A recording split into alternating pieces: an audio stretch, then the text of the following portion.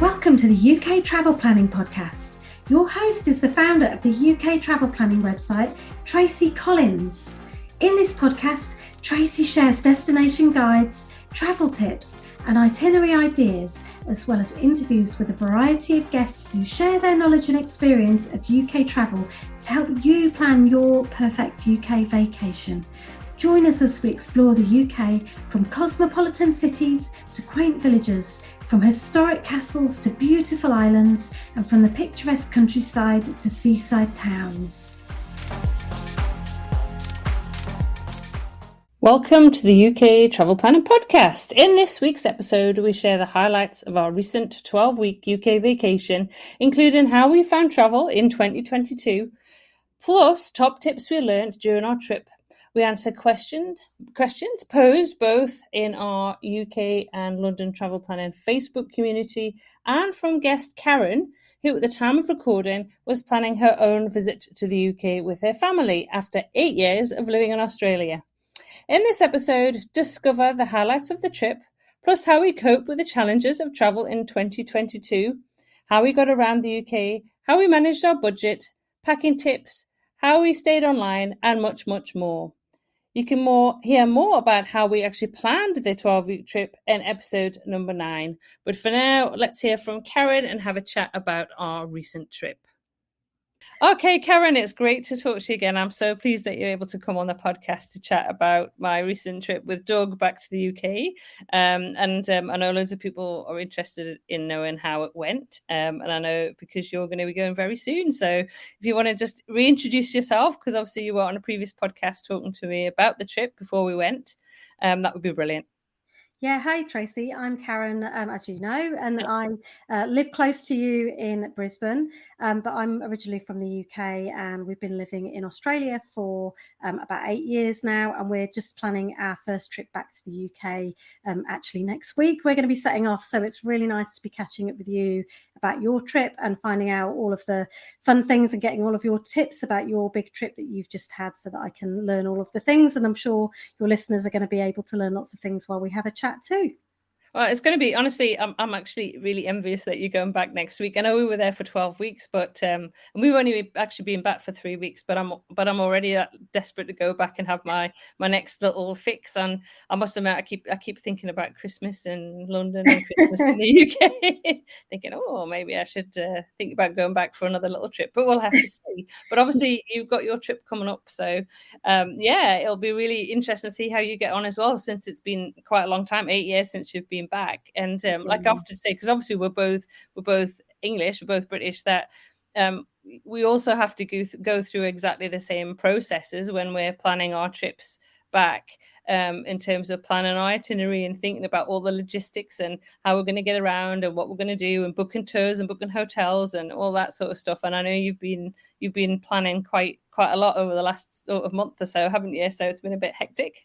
Yeah, no, there's so many logistics involved in it, and there's like questions about money and Wi-Fi and phones and just train travel and all those kind of things. So it'll be really good to have a chat and pick your brains now and learn as much as I can from you so that we can have fun on our trip too. So do you want to give us a bit of a recap about where you went on your trip? Because I know you kind of went everywhere. We did. We had 12 weeks back. So we arrived back on the 9th of May. And we left on the 6th of August. So we were there just about, I think it was exactly 12 weeks. So in that time, we spent, all of the 12 weeks touring around England and Scotland. We did not fit Wales, Northern Ireland, and we had even thought about going to Ireland, but we just didn't fit any of that in because there was actually so much to see in those 12 weeks, just exploring England and Scotland. We did have a short little trip over to Paris, which was really nice, but the majority of the time was spent in England and Scotland. So we basically spent the first month touring Scotland. So we hired a car, we spent a few days in Edinburgh and then toured around Scotland. We went to Callander, Oban, from Oban up to, I should remember all of this. We went to Fort William and then across the Skye. Then we did the North Coast 500, onto the Orkneys and then down to Inverness and then back to Edinburgh. So that was about 3 weeks, which was absolutely fantastic. And then most of June, we spent we were in England again. We spent a few days in London. I popped over to Paris for a short visit, and then to the Cotswolds, Lake District, Bath. Popped over to Cambridge for a few days, and then back to London again. And then in July, again started off the month in London. Then we went down to Portsmouth, which was fantastic. Really had a good time we went to the docks to see the Mary Rose. And then after that, we hired a car and we did a trip around Devon and Cornwall. And then after that, we were back in Birmingham, actually visited my mum for a few days. And then we went up to Northumberland, would you believe it? And then we came back down to Birmingham and then flew out at the beginning of August. So we did cities, we did countryside, we did some absolutely gorgeous seaside towns. And we took the train and we drove. So we did some road trips. We did lots of train trips. So we did, lots of different ways of getting around. And in London, we stayed in 3 different places in London. I did stay with friends for one of our time in London, but the other times we stayed beside the Tower of London, and we also stayed at Covent Garden. So we managed, I think, altogether about 10 days in London on and between, sort of, because May, June and July we spent a bit of time in London each time. So yeah. And I know that when you're planning it all, like I have been, there's a tendency to want to kind of do all of the things, and it's really hard trying to kind of narrow down what are the important things to you that you really, really want to do, because we're going back for 5 weeks and I've had to scale back the amount of things we were hoping to do, because when you start kind of plotting it all into kind of a spreadsheet about what you're going to do on which day, it gets really overwhelming, and there's so much to cram in, and then you've got travel time between different places and things, and you want to allow time in to just relax and enjoy it as well while you're there. What are the must-see places that you like, your favourite attractions, your favourite places along the way? Oh, okay, there were so many. I think I really loved St. Michael's Mount in Cornwall. It was just so magical. We arrived when the tide was in, so we actually got a boat over to the island at that point, because it was an island because the sea was in, and then we spent a couple of hours exploring the island itself, and then by the time we were going to walk back over to the mainland, the sea had gone out, so the causeway was walkable. So then we walked back over and to where we parked the car. The weather was absolutely beautiful that day. It was stunning, sunshine, blue sky, and it was just gorgeous. It's a really magical place. I was so pleased that we got there. I think there's going to be adding that to my list. We're going to Cornwall for 3 nights. I've just been having a look at booking accommodation for there, so I will add that to my list now, because it's somewhere I've never been before. Absolutely, 100% recommend it. Other places that I really enjoyed was the Orkneys, which are kind of quite not unusual for people to go to, but we don't hear it that often in our travel planning Facebook group. It doesn't come up, going to the Orkneys, and really I think it should, because the Orkneys were absolutely fantastic. It's a really short, I think it was only about an hour on the ferry over, and we only stayed 2 days, but there's just so much to see there, and all the Neolithic Skara Brae and the stones of Brodgar, and it again was such a fascinating place to visit. Really fascinating, really interesting. So that's somewhere that we'll definitely want to go back to again. The only thing was, it was absolutely freezing, and I mean freezing. So I had to buy a fairy hat, because I literally was so cold when we were up there. And that was probably middle of May, and I expected to be a bit warmer. They did say it was the coldest May they'd had for a long, long time. But it was lovely, and it's just such a different place to go to.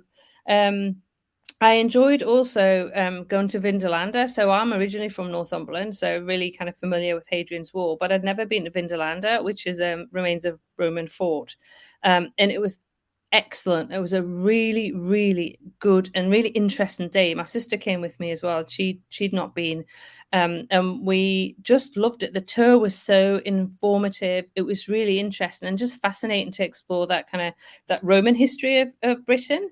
So that was something I'd highly recommend that people do if they're up in Northumberland and going to explore Hadrian's Wall. Definitely put Vindolanda on the list.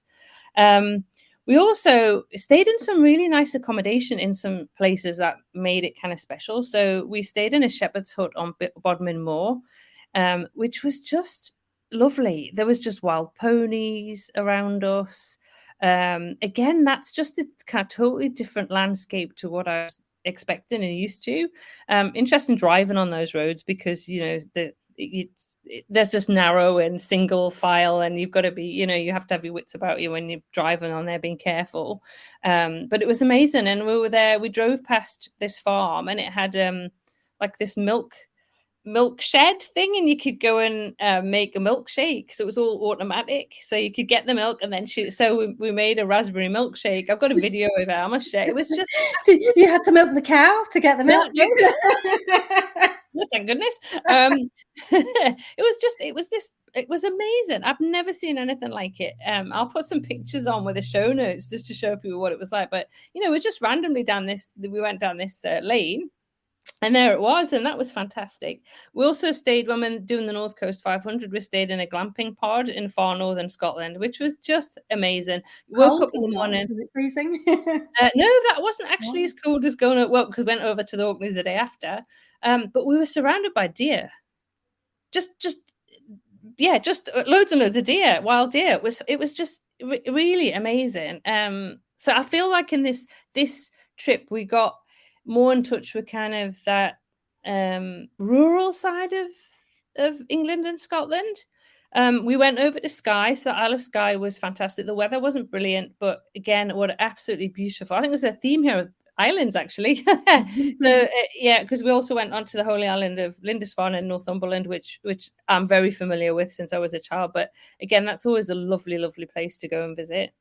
And then I'm trying to think. We went down to Portsmouth, and I've been wanting to see the Mary Rose. I remember when the Mary Rose, which was Henry VIII's ship, sank. It sank in the 1600s. I should know this. 1500s, 1600s, 1500s.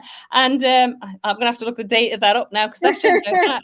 I was just reminding you used to be a history teacher. That's why you remember it. Not you were actually alive at the time. No. That's what I was going to say. Yeah, no. Wasn't alive when he was around. No, it sank in 50 and something, and I remember when it was raised, and I think it was 1980, 1981, and it was on the television. I don't know if you can remember, but it was a big thing. Anyway, they've created a fantastic museum at the dockyard in historic dockyard in Portsmouth.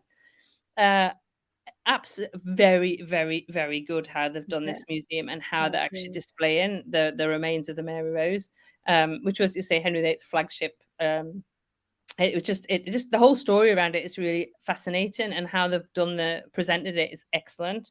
The Victory is also in the dockyard, so it's worth going to see the Victory as well if you're there. So that was kind of getting myself back in touch with my history teacher roots, even though I can't remember the dates. I think that's probably an age thing more than anything else. So that was fascinating. We also went to lots and lots of stunning, beautiful English country gardens. Just in the Cotswolds. So they were just beautiful. I've never seen so many absolutely stunning roses and just flowers and colour. And obviously, because it was really warm, it was pretty hot summer. From sort of July was really warm. You could really appreciate the colours with the beautiful blue sky. It has been quite a dry summer, so that was the one thing. But so that just the gardens, the lavender fields and the Cotswolds were lovely. And then we went to Highclere to Downton Abbey, which was on the hottest day of the year. So I think it was 42 degrees when we were there. But that was a real highlight. Doug and I loved that because we're both big fans of Downton Abbey. And so it was fascinating to go and look around the house. And they've done it really, really well, because there's photographs of the different, obviously when they're shooting the series. So you can see the rooms, and then pictures of the actors, obviously when they're busy filming. So that's really, really good. And the grounds are lovely. You park really close, so you don't have to walk a long distance to actually get to go. And then you go around, have a look around the house, and then you can go and have a cup of coffee and just sit underneath the trees, which is what we did. It was just a lovely, lovely day. And then obviously London's always a joy to go to. We had a fantastic afternoon tea at the Shard. We did the Peter Pan afternoon tea with the Shard, which was lovely. And we had a photo shoot in London, which I was I've never really had one. Well, I've never had one before, not really had one. I've never had one. So we organised with Dommy from Scale In Studio to do some photos, we had such a ball, we had such a laugh, and she took some absolutely gorgeous photos. So I can't wait to actually go back and to have her take some more, possibly some Christmas ones would be nice, because it was lovely, and what a great souvenir. So we're going to get one of those pictures kind of put on the wall. We're going to get it made into canvas. So that was really something different and a really nice kind of way to remember the trip. Yeah, it's lovely, really. When you don't really think about getting photos when you're traveling and you're rushing around and seeing all the different sites, but just making a few minutes to kind of have some nice photos taken as mementos and in all these beautiful backdrops and beautiful locations and kind of encapsulating those beautiful memories that you're having from the trip. It's really a nice idea. Absolutely. I like it. Lovely. And because often I'm the one taking the photos, so I'm not in the photos and then trying to take selfies. So actually meeting somebody that's their job to come and take your photos and have them done properly. It's just a lovely, lovely way, can I say, to get beautiful pictures with some of the iconic London backgrounds. We had some taken at the on Tower Bridge and Tower London with the red telephone box.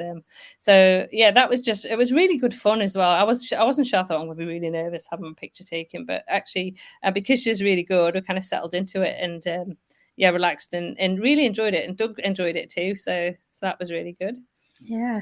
So getting into some of the logistics of the planning of the trip and organising it now, I know Doug is really into train travel. I'm assuming you got around mostly by train? We did we did Scotland we drove around Scotland because a lot of that you need a car to get something like the North Coast 500. You can do some train trips in Scotland, which we've done before. And we did Devon and Cornwall. We drove around Devon and Cornwall, and we also had a car for the Cotswolds.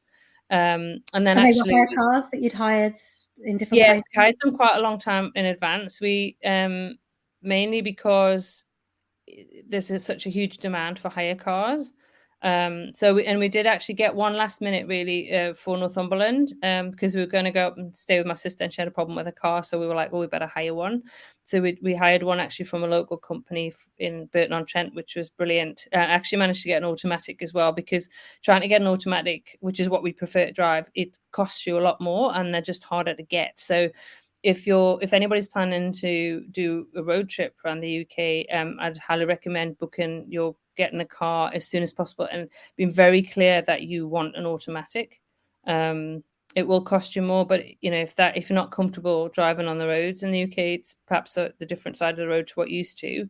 It's one less thing to think about if you've got an automatic. So I must admit, I did some of the driving with automatic. I wasn't very keen on doing the driving the manual, even though I drove a manual for 30 odd years. I've got out of the habit of it. So Doug did most of that, particularly around places that we had a manual car for Devon and Cornwall, so he did a lot of that driving. I think he did most of that driving actually, but the rest of the time we took the train, because we're going like from London to Birmingham or London to York. No, we didn't get the train actually. We drove with friends, but we took the train Edinburgh down to York, back down to London, went to Canterbury, we went down to Portsmouth, we took the train, we went to Exeter, went to Salisbury, Bath. We did all of that by train. So I'd say it was probably, if I added it up, it was probably a bit 50-50 this time, mainly because we had chosen some destinations that we knew were going to probably be easier to get around by car. So do you recommend booking train travel ahead? I know you say booking cars ahead is a good idea if you're going to hire a car. Is it a good idea to get train tickets in advance? Well, it's been a bit difficult this summer actually with train travel, because there have been some strikes and that they're still ongoing in the UK. And we were really lucky in that the days that we were traveling, we weren't affected, but we know quite a few people who were.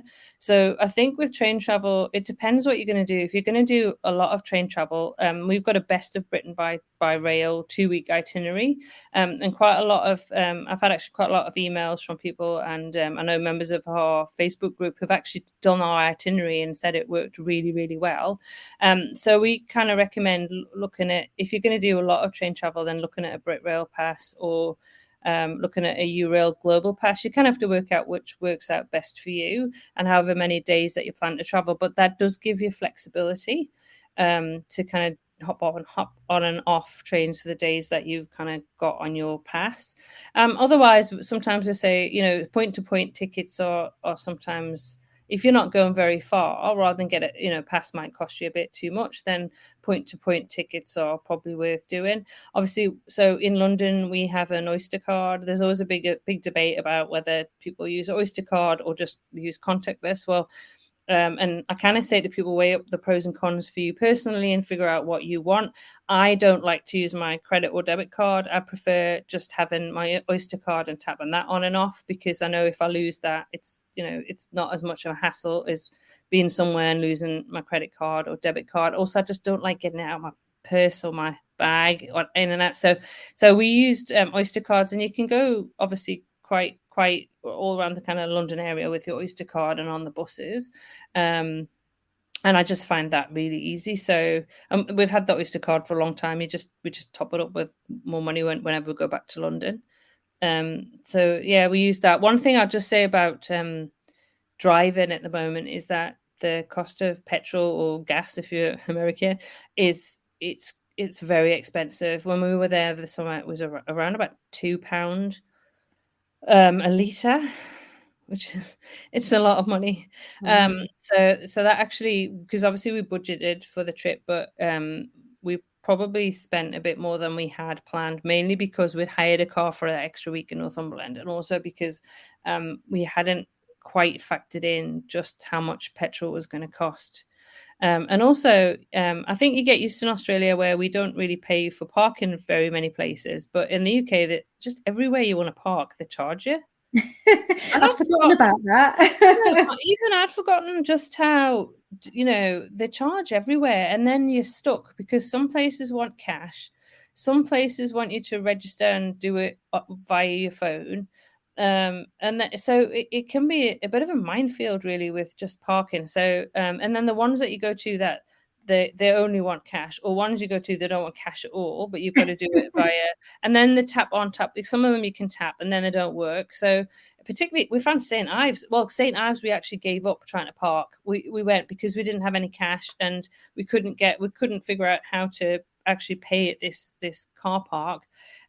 So we tried for about half an hour to figure out how we could make it work. We didn't, and we weren't the only other people trying to do it. I think there were some people from Korea also trying to work out how they could do it with the phone. So we gave up. So actually, what we did is a couple of days later we parked at St. I think actually maybe we went from St. Austell. We went to St. Earth, changed it to St. Earth, and then went into St. Ives on the train. How much easier was that? Less stress, just so much easier.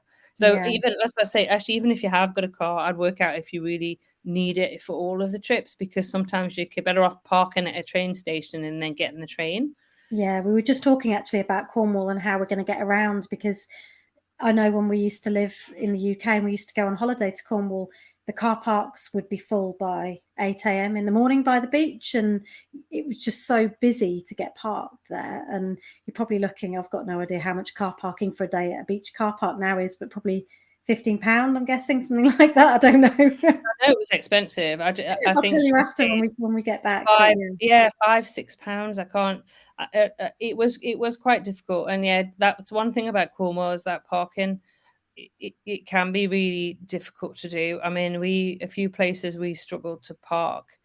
I think majority of the places we did manage. Actually, the same in Yorkshire. When we're in Yorkshire, it was in the first week in June, and we couldn't. There was a few towns, we just couldn't get parked, and village, we just had to just keep driving past because we just were driving around car parks trying to get parked. The same with, we went to Robin Hood's Bay, gave up because we couldn't get parked. It was obviously the school holiday in the UK at that time, so there was more people around and the weather was good. But yeah, I think you just can't underestimate the trying to get parked sometimes, how challenging it can be and difficult. So like say St. Ives, I was really miffed the first time. I was like, well, I don't want to go back, it's so hard, I can't get parked. And then hang on, but it was worth it because I saw that fish and chip picture that you had. Well, the best fish and chips that you've ever had. I'm so glad that Doug convinced me to go back, actually, because we had a wonderful day at St. Ives and I loved it.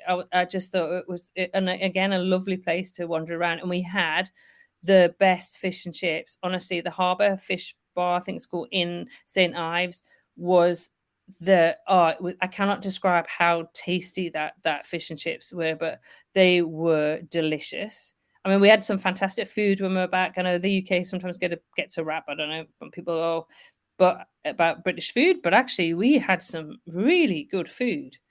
So that's perfectly leading into the next question there. What were the best meals apart from the amazing fish and chips, which I'm definitely going to be going and enjoying when we go there? Well, I expect to see photos when you do. I'll put them in the group. Yeah, please do. So I think we enjoyed. I absolutely we love haggis, sneeps, and taddies, and we always go to Macca's fish mash bar. I'm gonna say it right. Macca's mash bar in Edinburgh. Every time we go, we have. I thought you were saying Macca's as in like Australian slang for McDonald's. Macca's. No, Makars, Macca's mash bar, and they do like gourmet mash, but they do the best. I mean, I just love their haggis, neeps, and tatties. It's really quite hot and spicy, but they do a small portion as well, which is perfect for me. So that's always just brilliant. We love that. So we always go there. We actually went to the Magpie and Whitby as well, which we've been wanting to go to again, and also actually the fish and chips there were outstanding as well. Very, very good fish and chips. It's got such an excellent reputation, and it didn't disappoint. It was really good. Did you have to queue to get in, or was it quite? Did you book? We booked. Yeah. Yeah, you need to book, really. We were lucky actually in St. Ives that we got in, because that was also you can do a takeaway at the fish bar, but we managed to get a seat, and I think it was about sort of 12-ish time, and it was quite busy in St. Ives because the sun was out and a lot of people were on the beach, but we were lucky with that. The same with Macca's, actually. I booked that. So the other one we enjoyed, actually, because we did some afternoon teas. I didn't do as many as I had planned to do. Just didn't really get the time, and I think also the cost of it actually does add up. So I was like, we're gonna have to be a bit more picky with what we do. So we absolutely loved the Georgian tea room at the Dome in Edinburgh. I cannot praise the staff in that place enough. What amazing staff. They were just so lovely, so attentive. The food was lovely. The actual venue, the place itself is gorgeous. So it was a 10 out of 10 for me. Just lovely. So I will always, when we go back to Edinburgh, the Georgian tea room at the Dome will always be on our itinerary. Then the other one we really liked, we went to the Shard to the Peter Pan afternoon tea, and again, just magical. You just have the best view over Tower of London and Tower Bridge, and over London itself. And again, that was just a lovely afternoon tea, just a really lovely experience. So I think those were probably our highlights. And then actually, I guess on a personal note, we stayed with friends in June, and I'm going to have to say that Linda's Sunday roast was absolutely fantastic. It was brilliant. She just made it absolutely fantastic, really. And Doug's still raving about the couple of Sunday roasts that she did, that they were so tasty.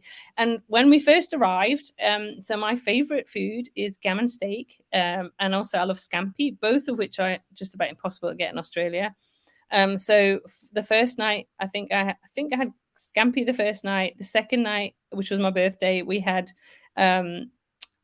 gammon steak on my birthday, and then the day after that we had scampi again. So I really kind of indulged actually, and I had so much scampi in Scotland. But by the time I came back down, I was like, I don't want to have any more scampi. It's funny because when we moved from the UK to Australia, we didn't really expect the food here to be very different. But there's so many things here that like we just miss from back home that we can't get. Like my husband Matt just loves gammon steak, and he's going to just eat all the gammon, all the ham, all the sausages, all the sausage rolls, all the bacon, all of those kind of things, and scampi. And he was saying like mussels in white wine and all those kind of things. You tend to get a lot in restaurants there that you don't get here. It's definitely a very different eating experience. So I think we're going to also be following in your footsteps and eating all of the food when we go back. I think that will be a large part of our budget. It was really good, and also because I really enjoy a nice Pimm's, and so because it was the summer and obviously Wimbledon was on. So why would you not? Covent Garden, it was fantastic. They had deck chairs set up and a Pimm's like tent, and you could go and sit and buy your Pimm's and sit and watch the tennis. It was fabulous. So we did that. And that was really good.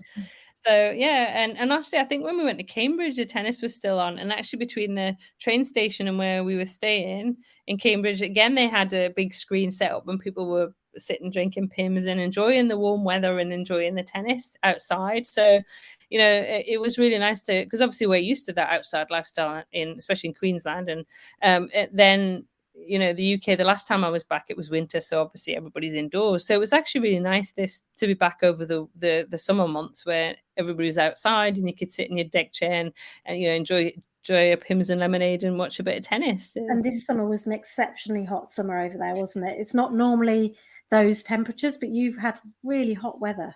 Yeah, it was. There was a couple of days in July. I think July the 17th sticks in my head because it was the day that we went to Highclere. It was 42, and I think that the next day was around about the same. There were about 2 days where it was in the early 40s, which is really, I think it was the hottest days ever. And it actually stretched up quite a far amount of the country. I know it was up in the northeast. My sister's not very keen on warm weather, so she was moaning about it. But it was. We did have a lot of contrast in weather. I mean, Scotland was colder than normal, and it was wetter than normal, I think, as well. So that caught us out a little bit. I'm going to add an extra question in here that's not on the list that we've kind of gone through before. What to wear, what kind of clothes to pack, because I'm trying to pack at the moment and I've got dresses and sandals and things because we live in Queensland and it's lovely and sunny. I've got a few fleeces and jumpers, but a few people in England have said, no, you're going to need jeans, you're going to need jumpers and jackets and coats and warm stuff. And it's been so long since I've been back. We're going back obviously September to October. What was your experience of what you needed to wear? Was it good to be in jeans and t-shirts and layers? To be honest, I think I wore my jeans once. I wore my leggings because I just found them comfortable. So I just had a few pairs of leggings that I wore, and so that was probably May. And then it was. I mean, I had my boots in when I went to Scotland, and I still wore leggings and jumper and a fleece. And obviously I had to buy the hat on the Orkneys because that was chilly. It was about 8 degrees, but I think the wind chill was minus 3 million degrees. That's what it felt like. Anyway, seriously, it did. And then of course, what was really interesting is when I was packing out, so I didn't take a huge amount. You know what? I still didn't wear everything I took. So even though I didn't take a huge amount, I still took too much. But I did put in a pair of shorts. I thought I'm going to put a pair of shorts in because you never know. And actually I wore them when I was down in Cornwall. Because it was warm enough. So I've got pictures of me in shorts, which I don't remember living in the UK and wearing shorts. And then it was hot in London as well. So I wore a lot of crop trousers and t-shirts, but a lot of layers as well. So I did have a thin jacket on, but I also took a thicker jacket that I bought in Australia, which is more like a gilet type with kind of furry inside. And I think I wore that when I was up in the Orkneys. But I'll tell you what I did wear a lot, which I had actually, I'd left it in the UK, so Mum had it, was I bought myself like a rain jacket, and luckily it was my mum's, and I managed to take it. I took it with me up to Scotland, and I was like, it was one of these foldy up ones, and like a pack a Mac type thing, and So anyway, I took that up to Scotland. Honestly, it was the godsend that I did, because I always think I'm going to get too hot and sweaty in them, which always puts me off. But honestly, I wore that a lot in Scotland because it rained, and it was really easy to fold up and use when we needed it, because it was actually quite windy. So an umbrella wouldn't have lasted 2 seconds; it would just got blown inside out. And it also had a hood. So when we were in Edinburgh, so the first day we were in Edinburgh, I got sunburnt. The second day in Edinburgh, it poured down with rain the entire day. So I've got a picture of me in this Mac thing I've got with my hood and tied up tight. So you know what the UK weather's like. It kind of All varies over the between. place. Yeah. The key really is layers. So I had t-shirts, then I had thin long sleeve tops, had one pair of jeans, a few pairs of leggings, and then like crop trousers and a couple of dresses. So I still took too much, and I also did. I have to say, hands up, I did buy quite a few clothes when I was back. I was just going to say I haven't got a coat because we live in Queensland, and why do we need a coat? So I've got jumpers and things, but I'm going to go home and figure if I need a coat, I'll have to buy a coat if it's too cold.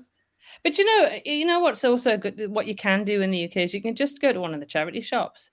Really, I mean, there's so many charity shops to choose from. So if you wanted to get something and you were caught out, I used to do this in London because I used to live off Kensington High Street. Well, the charity shop in Kensington High Street used to have designer stuff in it. I remember seeing a Max Mara coat in there. So, so you can get, if you're desperate, go and pick up something in a charity shop that will just do for the trip while you're back. Not going to cost you much. And I actually know people who house sit, and that's what they do. They take very little with them, and then if they need anything, particularly in the UK, because the charity shops are really good, you can go and pick up something if you need it.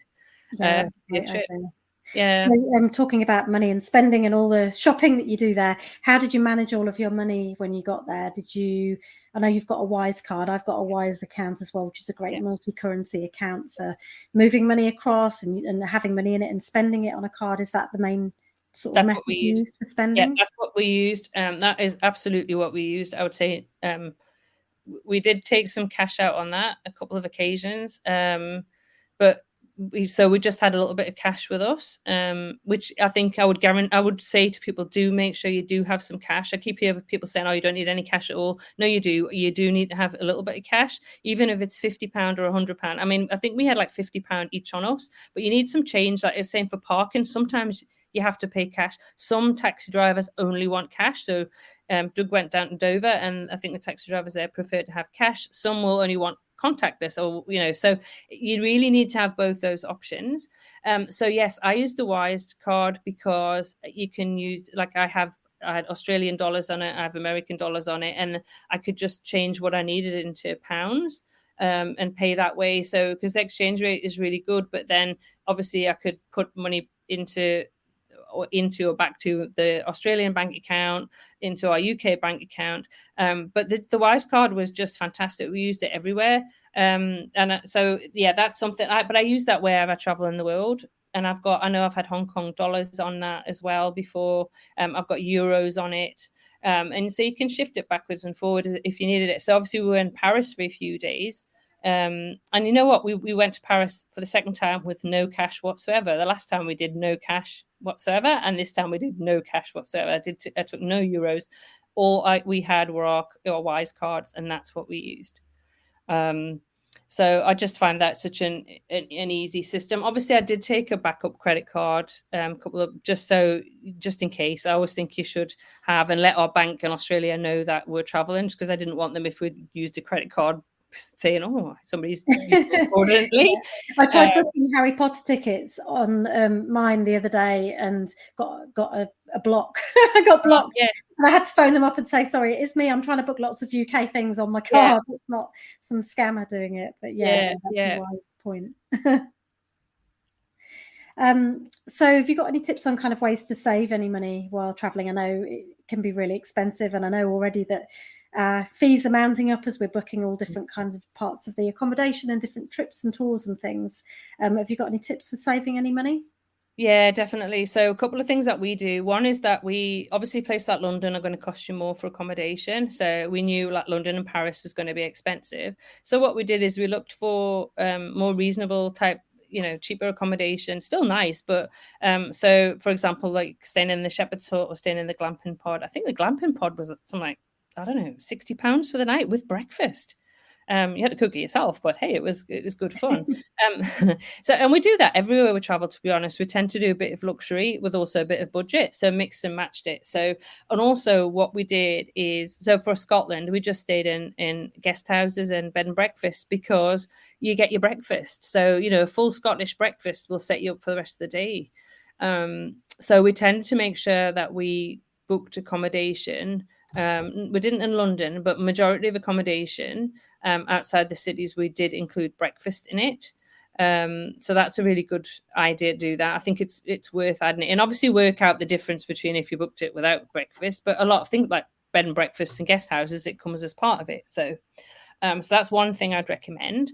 The other thing is is to go and do a meal deal. So you can go into Sainsbury's or Tesco's or Marks and Spencer's or any of the kind of main food supermarkets, and you can get basically a sandwich, a piece of fruit or a packet of crisps, a chocolate bar or something healthy with a drink for a set amount. I've got lots of photos. We actually took photos of different ones. And I can't remember how much they were now. I know when I lived there, it used to be about £3. Obviously, they're more than that now. But that's still a good way to kind of to budget, because you can just go and get that and that'll keep you going for lunchtime. Or nip in Tesco or Asda or whatever and get your little platter of food and things. Yeah, so we did that. And so we tended to also, so if we ate like a big breakfast, we would just have a snack at lunchtime. And then maybe something later on in the day, but again, probably not a big meal. I guess I don't think we ate as much as we thought we were going to, if that makes sense. I think we just we took things like we'd have a breakfast bar or something, what you call it, like a oat bar kind of. Yeah, that's it. That's what I'm thinking about. I can't think of the words. Yeah, so we'd carry one of those around and have that, or pop into Greg's and get a sausage roll. My husband's dreaming about that. yeah, having a sausage roll and like the Cornish pasties, and obviously he's dreaming about that too. Yeah, we're fantastic. So we did have Cornish pasties and we did have sausage rolls from Greg's. And we did have quite a bit of ice cream actually, because I'm not a massive fan of ice cream, but we did have some. We had some lovely gooseberry ice cream when we were down in Cornwall, which was. I was going to say, did you have a hedgehog in Cornwall? I didn't. No, I didn't. I know. I'll have to go back and do that. Try that next time. I'll send you a picture because Matt's bound to take us to have one because he loves it. Please do. That would be brilliant. That's an ice cream rolled in hazelnut. If anyone has never heard of it, it's got clotted cream in it as well, and it's nice. Yeah, it's not actually a hedgehog. Right, about travel Wi-Fi is an important one to have a discussion of, because this is something that we're having a chat about at the moment, because I work on my own business and I need to take my laptop and be kind of collecting devices. How did you manage getting access to Wi-Fi and manage your mobiles and that kind of thing? Well, we had a lot of discussion about this before we went, because actually my phone isn't unlocked, so I'd had to have got it unlocked before we went. I just actually didn't have time, so I was like, what are we going to do? So I was like, do we get a SIM card? Do we? And and then we kind of knew most of the time that Doug and I would be together. So we just decided to buy a portable Wi-Fi device. So we actually purchased that. And then we just added on, I think it was about $95 each month we added on. I think it lasted for 30 days. And that was, I can't remember how much data that gave us, but it was generally enough for 30 days. And I was hotspotting off the phone, or off the laptop as well, off the device. So we're all using it. So it was it worked out really well. Even in I was thinking when we were far north Scotland, I thought we're not going to have any signal here, but actually we're in the glamping pod and I could connect my laptop via this Wi-Fi device. The only thing is you had to, like, moving around by train, sometimes it was a bit difficult because obviously it would try and find the signal, so it would kind of go on and off.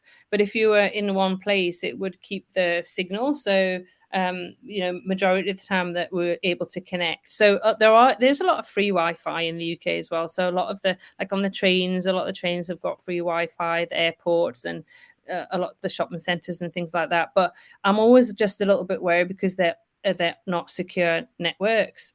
So at least using the Wi-Fi device. So there's a few different ones you can buy, which I'll put links to in the show notes. But also that gives you a private network as well. So I just think for additional security, if you're doing any banking or moving whatever, it's just better. So we used that. We also bought a small phone from I think it was just from Tesco for about 30 quid. So we had that just so that we had a phone if we needed to make any phone calls. I needed to speak to my daughter's godparents. And so it was easier to just phone them. So we just bought a small phone, and I think we put about £20 worth of credit on it, and we used that. That was it the whole time. So that worked really well as well. So I think the one or two times that Doug and I were apart, one of us would have the Wi-Fi device and the other would have the phone, and we could kind of work it. The only thing it was quite funny is because obviously you buy a £30 phone, it's quite old. So trying to do a text message would take you all day. So don't buy it if you want to text, but it's really good if you need the phone anywhere. We're thinking that if we get the Wi-Fi device, then we can just use Messenger to message everybody, or hop on Skype, or whatever we need to do to kind of call people. And so we'll probably end up doing that, I think. But no, it's really helpful to hear how you managed it, and whether we do need to get a phone or a SIM card over there or whatever. So that's cool. I think it's really difficult, and I think it's something that everybody kind of goes, what should I do? And I think, if you can go on to if you've got a provider that you can get a reasonable kind of international usage, then that's worth exploring. But I'm just the sort. I'm absolutely paranoid about coming back to a $20,000 phone. Yeah, and I've told you my story that I went to Fiji a couple of years ago and turned off everything that I could on the phone, apart from just being able to use it as a phone. So all the data, different things were turned off, so it wasn't kind of logging into anything or doing anything in the background. And I got there and it seemed to be fine. And the next morning I woke up and I looked at it and looked at the bill, and it had charged me $100 just overnight, just by being in Fiji, not even using anything, not even turning it on or looking at anything. So I'm really paranoid about that too. So I like your idea of just having your Australian phones on airplane mode and just keeping them kind of locked down, but just then using the Wi-Fi from a device. It just keeps it really simple. And if you've got a Wi-Fi device, then you don't have to worry about the cost of being in a hotel and having to pay them for Wi-Fi. I know that, like, traveling around, you often get charged quite a lot for a day or two's Wi-Fi in different hotel resorts. Yeah, and we just added on, like when we went to Paris, I just added on, I don't know, a small amount of data that we could use when we were in Paris. So that lasted like the 2 or 3 days that we're there. So it had the flexibility to do that. I mean, it's not perfect. There was times where it took some time to connect, or it didn't, but it worked for us, and I think it was. Wasn't cheap. I will say it wasn't cheap, but then I also knew that's all we would be paying. So that you own it now as well. Like, exactly, you can rent them, can't you? You can rent them to keep the cost down. But like, if you're going to be traveling a lot in the future, and you want something you can just take to whatever country you're going to, then it's kind of worth the investment for the future just to have it. And then it's part of your travel kit that you can just dig out whenever you need to go anywhere. Absolutely. And like, you say you can hire them, you can pick them up at Heathrow and places like that. So you can actually hire for the time. If there's more 2 or 3 of you going, you're going to be together and you're all wanting to access, data, then that's probably, definitely worth looking at. Yeah. And with kids who are obsessed with different gaming devices and stuff. Yeah. And we're going to have quite a lot of time waiting at different airports here and there. So I think it could be quite a useful one. No, that's cool. Is there anything that you packed to go with that you didn't use? I know you said you didn't wear as many of the clothes as you thought you would. And the opposite way, is there anything that you didn't take that you wished you'd taken?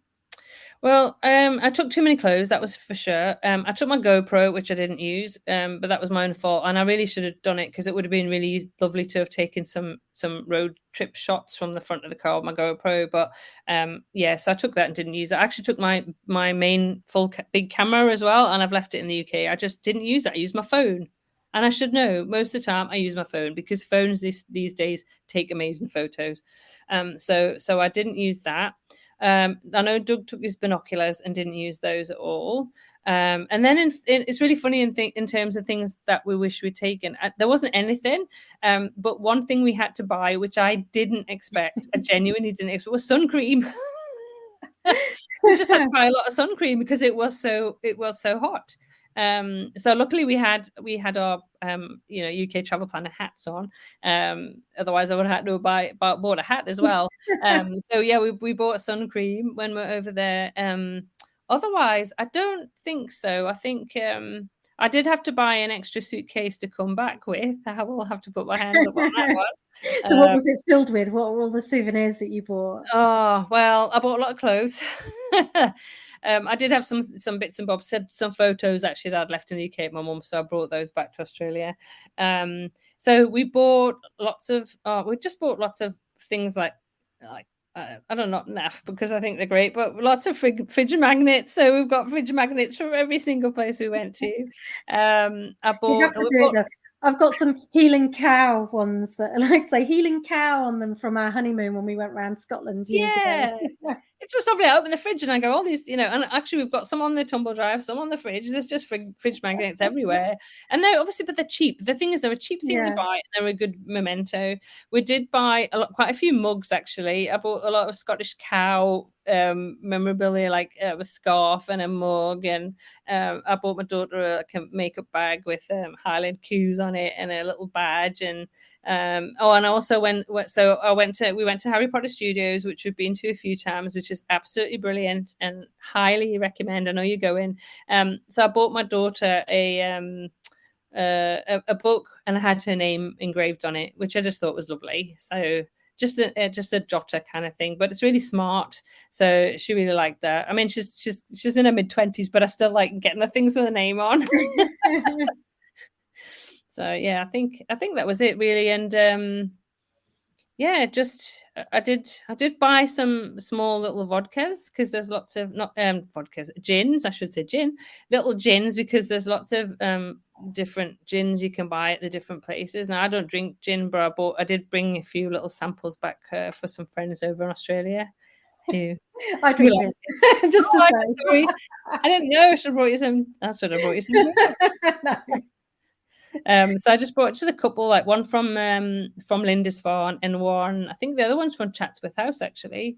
So yeah, I brought those back just for a friend. So if you like gin, there's lots of different, you can get lots of little bottles of different types of gin, because lots of places are doing it, including actually the Bakewell pudding and Bakewell tart shop in Bakewell. They've just started one, and unfortunately it wasn't in a small sample, because I would have even been tempted to have that one, because I do like a good Bakewell tart.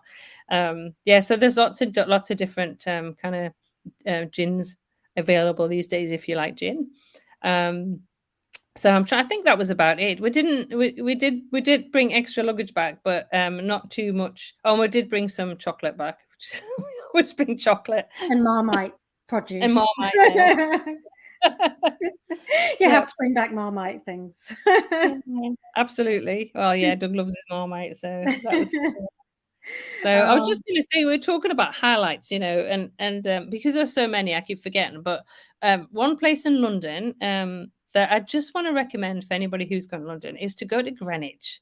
Go to Greenwich for the day and really explore it, because Greenwich it's not a hidden gem. I hate that kind of term anyway, but it's just a lovely place in London to get away from kind of like the main city. Get on the Uber, get yourself along to Greenwich, and go to the Painted Hall and the Naval College, which is stunning, absolutely stunning, and go to the Queen's House and go and see the Tulip staircase. Those are the two things that are kind of my little tips for this podcast, to just go and see those, because I had not been to either before, and just beautiful. The Painted Hall is so special, and the Tulip staircase is so pretty.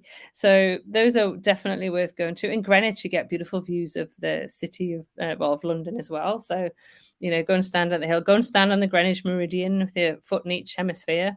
That's always worth doing. So that's a really fun place to go. And if you've got kids as well, they can go run around the park. So, it is a lovely part of London. Yeah, no, I'll have to see if we can add that in. I know we've got a few days in London planned, so oh my gosh, there's so much to cram in. I'm feeling like I've got lists of places I want to add to my list and more foods we want to eat and more things we want to do. But have you got any kind of parting tips for things, like just any of your top tips from now you've done the trip, what you'd like to leave people with?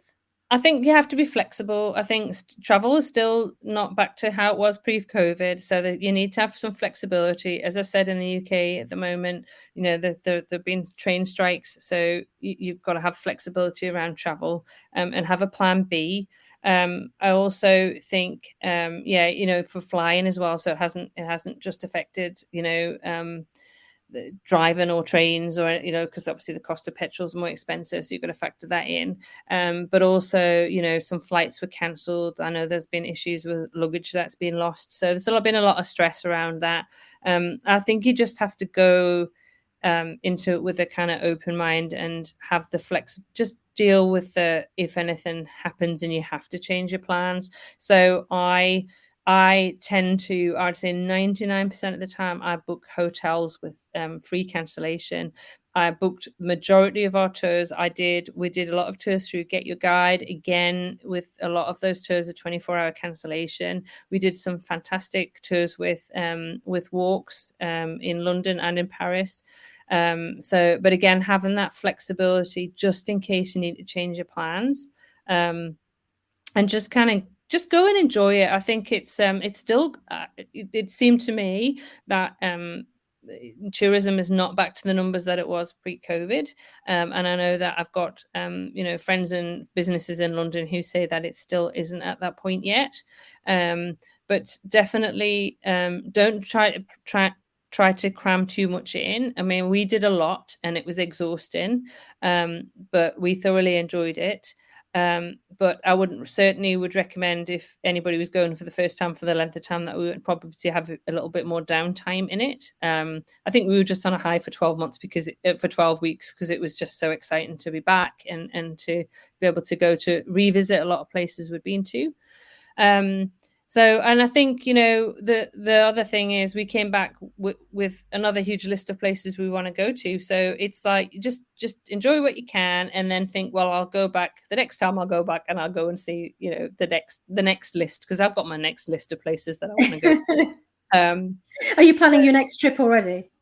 Yeah, well, I absolutely love London at Christmas. I love the spirit I just love it. I love all the Christmas lights. I love Covent Garden at Christmas. I love walking through Leicester Square, the smell of chestnuts. Those cold, crisp days. So I don't know if I'll get there this Christmas, but it's certainly kind of drawing me back. I definitely think, I'm going to have another. It used to be, so when we lived in the UK, I always used to go down to London just around Christmas time, because I just think it's so special. It's so lovely. And if you do go back at Christmas, you have to go to Lincoln Christmas Market. Lincoln's where I'm from, and it's got the most beautiful Christmas market all around the cathedral, and it's so beautiful and so festive. And it's so different in Australia, isn't it? With the sunshine, it feels really strange. Yeah, it's really hot. Yeah, I have to say, because I've already thought, well, if I go back, there'll be Bath Christmas Market. I want to go to York Christmas Market, Winchester Christmas Market. So I'll have to add Lincoln in there as well. So I don't know. It probably won't be this Christmas, but it's definitely on the cards, possibly next year, to go and spend. And it is enjoyable. It's very different to going in the spring and summer, where we've just been, where there was just lambs everywhere and it was just flowers and sunshine and very warm weather. You know what it's like in the winter. It's darker, and the weather at camp obviously is going to be colder, so you've got to wrap up a bit more. But it's also a fantastic experience to go in the winter as well. So hopefully I'll be actually coming back on the podcast in a few episodes to actually talk about things to do in London at Christmas. That sounds I'm looking forward to kind of writing some notes out of the things I enjoyed, and trying to recommend, if anybody's going to be in London in December, what sort of things that they should be including into their itinerary. That sounds great. Well, thank you for sharing all about your trip with us. And I'll be sure to pop some of my pictures when we're traveling around in the Facebook group too. Brilliant. Oh, well, thanks so much, Karen. It's really been fantastic to talk to you. again, and thanks so much for agreeing to come and kind of have a chat through about our trip, and so pick up some of those tips for your trip, and have a fantastic time when you're over there. I can't wait to find out how it goes. Thank you, we will. Thank you again to Karen for chatting to me in this episode. You can find links to all the destinations we visited and points discussed in the show notes for this episode of the podcast at uktravelplanning.com/episode 14. If you enjoy our podcast, please leave us a review wherever you access your podcasts. For more UK travel tips and inspiration, why not join our UK and London travel planning Facebook community, or subscribe to our weekly newsletter. Also, pop over to our website for lots and lots more resources and travel information, and just generally lots and lots of really interesting and useful information to help you plan your UK trip. We're also happy to announce that podcasts will now be available weekly. So that all leaves me to say is, until next week, happy UK travel planning.